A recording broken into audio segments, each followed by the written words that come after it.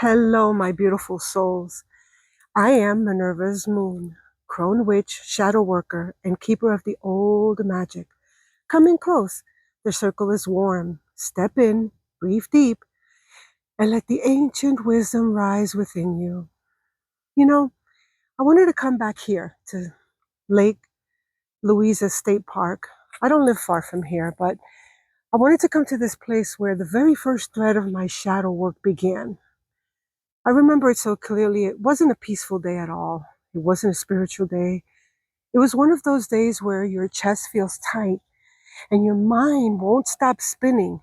And you realize that you've hit a wall that you can't climb anymore. I remember standing right here in this spot, feeling like I was disappearing inside my own life, unhappy, confused, depressed, exhausted from pretending I was fine. And something in me finally snapped. Not in a destructive way, but in a truthful way. I remember thinking, I can't keep going. I can't keep doing this. Something has to change. What I've been doing up to now, it's not working. And for the first time, instead of running from the pain, I turned towards it. I made the choice to dive deep, to finally ask myself the questions that I have been avoiding for years. Why am I so unhappy? Why am I so lost? Why does everything feel so heavy?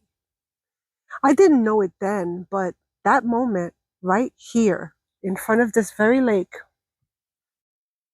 was the beginning of my descent, the beginning of my unraveling, the beginning of my return to myself. You've walked through every layer of this journey, the descent, the shadow, the unraveling, the mirror, the integration, the reconnection, the embodiment, the expansion, the return. And now we stand at the edge of a spiral. Because awakening doesn't end with clarity, it doesn't end with healing, it doesn't end with becoming. Awakening ends with a choice, the choice to keep living from the truth that you've uncovered. You've met the part of yourself you once avoided. You've reclaimed the pieces you thought were lost. You've broken patterns older than your name. You've risen from your own underworld with wisdom in your hands. And now you carry a different presence, a steady breath, a clearer voice, and a deeper knowing. This is what it means to walk the spiral. Not to be perfect, but to be present. Not to be above the world, but through, to move through it with intention. Not to escape the dark, but to understand it, to honor it, and transform through it. You're not who you were in the beginning of this journey. You are not the version shaped by survival. You are not the version shaped by silence. You are not the version shaped by fear. You are the version shaped by truth, by courage, by compassion, by the willingness to meet yourself fully. My shift didn't come in meditation or in ritual. It came in a dream. One of those dreams that doesn't feel like it's imaginary, but a remembering. At first, the dream felt like a nightmare. The air was thick.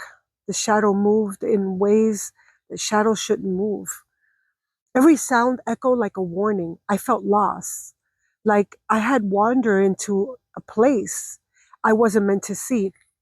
But as I kept walking, the fear began to loosen its grip, and the darkness softened, and the shapes around me shift, revealing themselves not as threats, but as something ancient, something alive, something waiting. The nightmare dissolved into a lush, overgrown garden, wild, sacred, breathing. The vines, I remember them curling around my ankles like they recognized me. The flowers opened as I passed, as if greeting me after a long absence. At the center of the garden was a stone.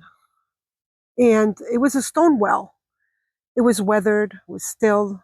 And when I leaned over the edge to look inside, I didn't see water. What I saw was a woman's face looking up at me, soft, steady, and familiar in a way that made my chest feel achy.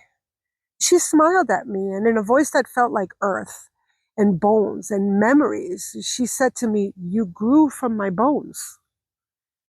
And in that moment, my entire lineage rose in my chest like a heartbeat. When I opened my eyes, it wasn't the same woman who had gone to sleep, or I wasn't the same woman who had gone to sleep. My breath felt different, deeper, steadier, older. My body felt like I was holding a story that finally became ready to be heard. That dream didn't give me clarity, but what it gave me was connection. It gave me belonging. It gave me the courage to rise because I realized I wasn't rising alone. It was the moment my subconscious and my conscious finally reached for each other and met in the middle. In that moment, that dream became the beginning of my return to myself. And as you step forward from here, remember this: you will descend again, you will rise again, you will shed again, you will reclaim yourself again, because awakening is not a destination, it's a rhythm, it's a cycle, a living, breathing relationship with your own becoming. So take a breath, place your hand on your chest, and honor the one who walks this path, the one who faced the dark, held the mirror, chose the truth, and returned with light. You. You are the torch bearer now. You are the guide you once searched for. You are the ancestors of your lineage has been waiting for. They've been waiting for you. And this is only the beginning. But before I close this circle, I wanted to say something from the deepest part of my spirit.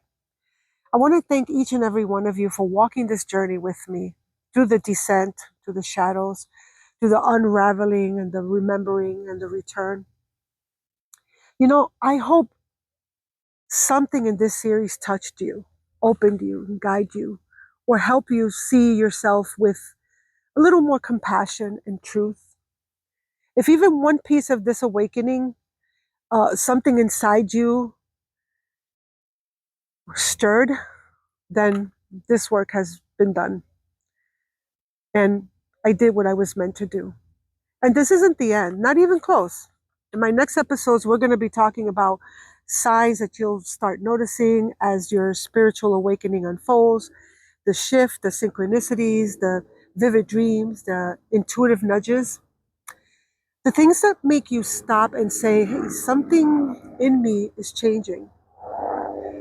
It's going to be powerful and it's going to be real, and you're not going to want to miss it. So, if this journey has resonated with you, if you felt seen, supported, or guided in any way, I invite you to subscribe, comment, and share this with someone who might need it. My soul mission, ever since my own awakening began, has been to help others rise. My spirit guides made that clear. They told me, your healing isn't just for you. It's for the ones who will find themselves through your voice. So if you feel called, help me reach the ones who are still reaching or still searching. Help me light the path for someone who hasn't found their way yet. And now we close this chapter together. Well, friends, as this circle closes, carry your awakening and your magic with you. Awaken the soul and honor the craft and walk in your power. As above, so within. As within, so becomes. Blessed be, my beautiful ones.